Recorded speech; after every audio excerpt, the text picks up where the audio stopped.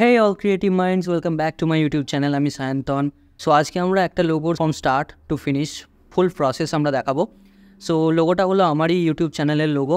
তো এই লোগোটার ডিজাইনের পিছনে আমি কি thought process and ideas use করেছি, এর কালার চয়েসের ওপরে কি সাইকোলজি আছে, সেগুলো আজকে আমরা এই ভিডিওতে ভালোভাবে জানবো। তো আর বেশি দেরি না করে আমরা ভিডিওটাকে শুরু করে নিই। সো যে কোনো লোগো ডিজাইনের ক্ষেত্রে আমাদেরকে ফার্স্ট চুজ করতে হয় যে তার সেই ব্র্যান্ডের নাম কি।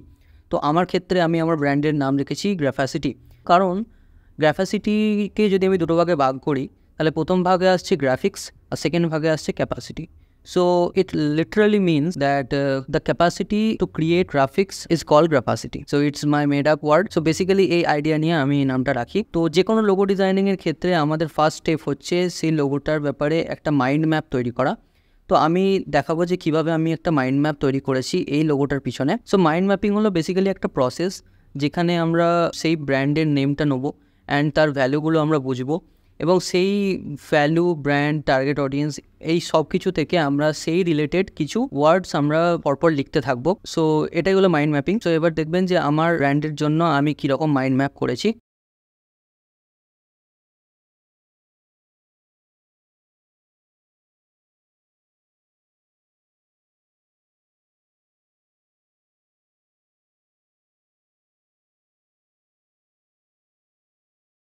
আমার মাইন্ড ম্যাপিং এবার কমপ্লিট হলো। আর এই মাইন্ড ম্যাপিং থেকে আমরা কিছু ওয়ার্ডস আলাদা করব এবং সেখান থেকে আমরা ডিসাইড করব যে আমরা কীরকম লোগো আইডিয়া আমাদের হতে পারে। আপনারা লোগো ডিজাইন আইডিয়াগুলো সবসময় খাতায় স্কেচ করবেন। আপনার কাছে যদি আইপ্যাড থাকে তাহলে সেটা ইউজ করার কোনো প্রবলেম নেই, বাট যদি আপনি খাতায় কলমে সে আইডিয়াগুলোকে ড্র করেন তাহলে যে ভুলগুলো আছে সেগুলো আপনি আন্ডু করতে পারবেন না। তো ভুল থেকেই হঠাৎ করে কখন প্রপার আইডিয়া পেয়ে যাবেন সেটা জানতে পারবেন না। তো সবসময় খাতা কলম ইউজ করবেন। সো আমি পেজটাকে কিছু গ্রিডে ভাগ করে নেবো। এখানে প্রতিটা বক্সের মধ্যে একটা একটা করে লোগো আমি ডিজাইন করতে থাকবো। সো এটা আমি ফাস্ট ফরওয়ার্ড করে দিচ্ছি আমার যতগুলো আইডিয়া আমি ড্র করেছি সেগুলোর।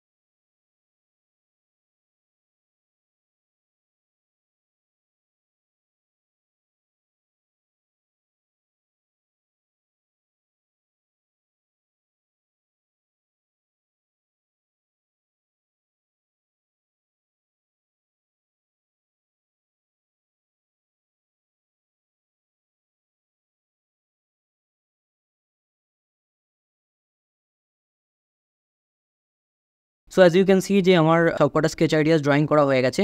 সো আমি ফার্স্ট থেকে একটু এক্সপ্লেন করে দিই। সো এখানে যেটা দেখতে পাচ্ছেন যে ফার্স্টে আমি এখানে ট্রাই করেছিলাম এটা জি অ্যান্ড ভেতরে একটা সি দিয়ে। দেন আমি এখানে ট্রাই করলাম একটা ইলিউশন জি শেপের। দেন আমি এখানে ট্রাই করলাম দুটো ব্লক নিয়ে, যেটা এই ছোটো হাতের জি এর মতো দেখতে লাগছিল। আর এখানে একটা নতুন ট্রাই করেছিলাম, সেটা হচ্ছে infinity sign with G and C. আর দেন আমি ট্রাই করেছিলাম লাইন আর্ট, যেখানে G sign and this is a C sign. Finally আমি যেটা ট্রাই করলাম anchor point with pen tool. So এই তিনটেকে আমি ফাইনালাইজ করেছি। সো এবার এখান থেকে আমাকে চুজ করতে হবে যে কোনটার ওপর আমি কাজ করব। ফর মাই ব্র্যান্ড সব থেকে ফিট হবে যে লোগোটা সেটা হচ্ছে এটা।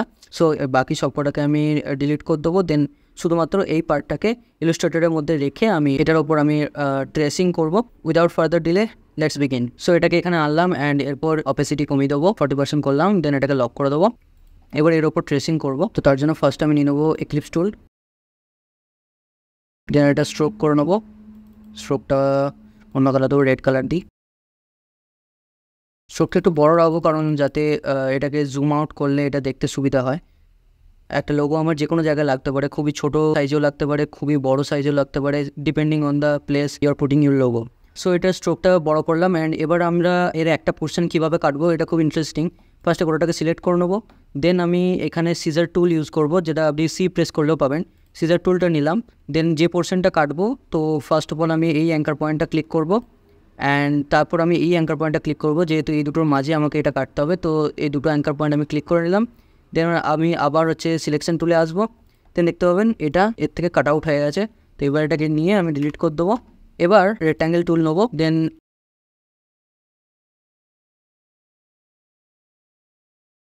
Ctrl+Y প্রেস করবো যাতে বেটার ভিউ পাই যে কোথায় প্লেস করতে হবে আমাদের।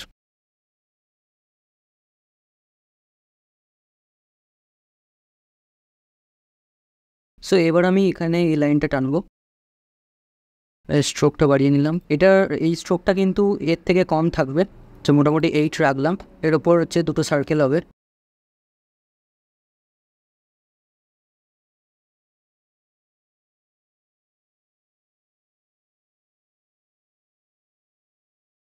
সো এটা কমপ্লিট হলো। এবার হচ্ছে যে আমরা পেন টুলটা এখানে ড্র করব। পেন টুলটার জন্য পেন টুলই নেবো। সো পেন টুলটা দুদিকটা ইভেন রাখার জন্য আমরা মাঝ বরাবর একদিকের পোর্শন ড্র করবো, দেন ওটা কপি করে এখানে আনবো।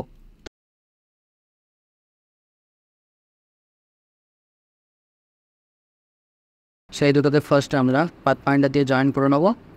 এবার এই দুটোর মাঝে এখানে যে ভাগটা আছে এটা আমরা করবো।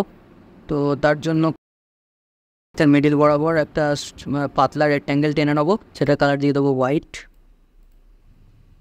দেন এর একদম এন্ড পোর্শনে আমরা একটা সার্কেল ড্র করবো।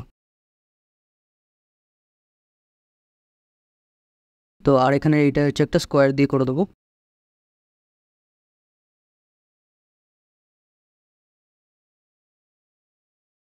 সো এটা অলমোস্ট কমপ্লিট হয়ে গেছে। এবার আমরা পিছনের যে ব্যাকগ্রাউন্ড পিকচারটা আছে ওটাকে হাইড করে দেবো। দেন ফার্স্টে আমরা কী করবো, ফার্স্টে এই যে স্ট্রোকটা আছে এটাকে আমরা টেপে কনভার্ট করবো। তার জন্য এটা ক্লিক করার পর অবজেক্টে যাব, দেন পাথ, দেন আমরা আউটলাইন স্ট্রোক করব। এটার ক্ষেত্রেও সেম, অবজেক্টে যাব, পাথ, আউটলাইন স্ট্রোক, দেন আমরা গোটাটাকে সিলেক্ট করব। দেন আমরা পাথ ফাইন্ডার টুল নেব। তারপর আমরা যে পাথগুলো হচ্ছে একের অপরের সাথে জুড়ে আছে সেগুলোকে আমরা সিলেক্ট করে নেব।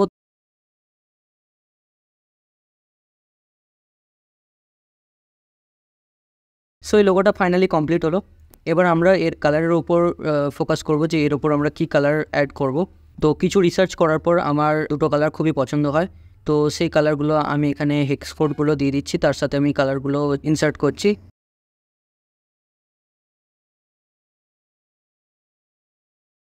সো এই দুটো কালার আমি চুজ করেছি। কালারগুলোর পিছনে যে সাইকোলজিটা আছে সেটা খুবই সিম্পল। তারপর রেড যে কালারটা আছে সেটা হচ্ছে আমাদের সবথেকে তাড়াতাড়ি অ্যাটেনশন গ্র্যাব করবে। রেড হচ্ছে আমাদের অনেকগুলো ইমোশন ক্যারি করে, যেমন হচ্ছে লাভ, ডিজায়ার, কিন্তু এটা also represents as power, strength and courage. So আমি রেড এই হিসাবে নিয়েছি যেহেতু এটা আমার ব্র্যান্ডকে একটা পাওয়ার দেবে, স্ট্রেংথ দেবে, অ্যান্ড যারা এই ব্র্যান্ডের অডিয়েন্স তারা হচ্ছে কারেজ ফিল করবে। ব্ল্যাক হচ্ছে খুবই ডাইনামিক একটা কালার, আর এটাও হচ্ছে স্ট্রেংথ, অথরিটির একটা সেন্স দেয়। বাট এই দুটো যখন আমি কম্বাইন করব তখন এটা প্যাশন, ইন্টেন্সিটির একটা ভাইব দিচ্ছে। এটাও বোঝাচ্ছে যে আমার ব্র্যান্ড হচ্ছে স্ট্রংলি উইলড। আমার যে অডিয়েন্স হবে বা আমার যে ক্লায়েন্টস হবে তারা খুবই অ্যাম্বিশিয়াস, তারা হচ্ছে ওয়েল ড্রিভেন। সো এই সব সাইকোলজির উপর বেস করে আমি এই দুটো কালারকে চয়েস করেছি। এবার এই কালারগুলোকে আমি আমার লোগোর মধ্যে ইনপুট করব।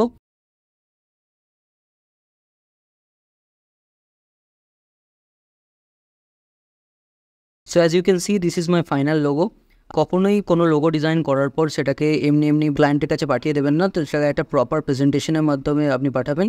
অলদো এটা কোনো ক্লায়েন্টের জন্য না, বাট স্টিল আমি এর যে প্রেজেন্টেশনটা বানিয়েছি তো সেটা আমি এখানে শো করছি। সো ফার্স্টে আমি লোগোটা আমার যে ফিল্ড আছে সেই ফিল্ডের একটা কোনো পিকচারের ওপর আমি পজিশন করে আমি বসিয়েছি। দেন নেক্সট যে স্লাইডটা থাকবে সেখানে মেন যে লোগোর থিমটা হবে যে ব্ল্যাক ব্যাকগ্রাউন্ডের ওপর রেড লোগো, দেন সেকেন্ডারি থিম যেখানে রেড ব্যাকগ্রাউন্ডের ওপর ব্ল্যাক লোগো, অ্যান্ড তারপর আমি দুটোকে ব্ল্যাক অ্যান্ড হোয়াইটে দেখিয়েছি কীভাবে আলাদা আলাদা হবে। দেন আমি বাঁ সাইডে এর কালারের হেক্স কোডগুলো পুট করেছি, অ্যান্ড ডান সাইডে আমি একটা কার্ডের মকআপ দিয়েছি।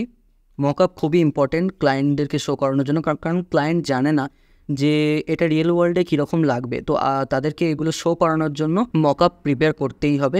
তাহলে লোগো ডিজাইনের প্রতি একটা আলাদা ভ্যালু দেয়। আর প্রেজেন্টেশন খুবই ইম্পর্টেন্ট, কারণ লোগো আপনি যত ভালোই বানান যদি প্রেজেন্টেশন খারাপ হয় তাহলে সেই লোগো অ্যাপ্রুভ হওয়া খুবই চাপে। সো এবার নেক্সট আমি এই লোগোটার ব্যাপারে একটা সিম্পল আইডিয়া দিয়েছি, অ্যান্ড তারপর ডান দিকে আরেকটা এর অ্যাপ মকআপ দিয়েছি যে মোবাইলের ওপর এটা কেমন লাগবে। বাঁ সাইডে আমি একটা ব্যানার মকআপ দিয়েছি, ডান সাইডে আমি একটা টি শার্ট মকআপ দিয়েছি। দেখতে পাচ্ছেন যে আমি কত মকআপ ইউজ করেছি। দেন আমি এখানে কার্ডের ওপর দিয়েছি, যেটা খুবই ইম্পর্টেন্ট। তো এইভাবে আপনারা প্রেজেন্ট করবেন আপনাদের লোগোটা।